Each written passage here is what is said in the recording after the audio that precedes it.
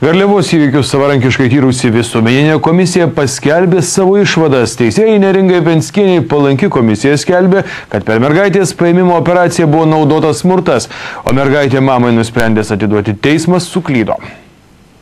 Per mergaitės paėmimo operaciją Garliavoje Kedžių namuose pareigūnai esą nesilaikė teismo sprendimo ir tik panaudoję prievartą paėmė mergaitę. Tokias išvadas paskelbė savarankiškai suburta visuomeninė komisija tyrusi Garliavos įvykius.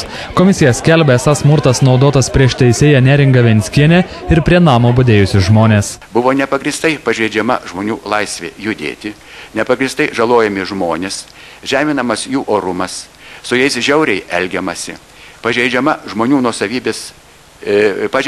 nuosavybės teisės, viešai skleidžiama dezinformacija, nesilaikyta nuostatos, kad pareigūnams visi asmenys lygus, be Seimo leidimo suvaržyta teisėjos Neringos Venckienės laisvė. Nors komisija nesulaukė liudyti kviestų aukštų teisėsaugos pareigūnų, šis skelbė, kad išvadas priėmė išklausiusi liudytojų parodymus ir peržiūrėjusi iš Venckienės šalininkų gautą vaizdo medžiagą. Komisijos nariai piktinasi, esą Kėdainių teismas priėmė neteisingą sprendimą. Teisėjas Kondratjevas pasidavė tokiai neaiškiai ir prieštaringai psichologų išvadai.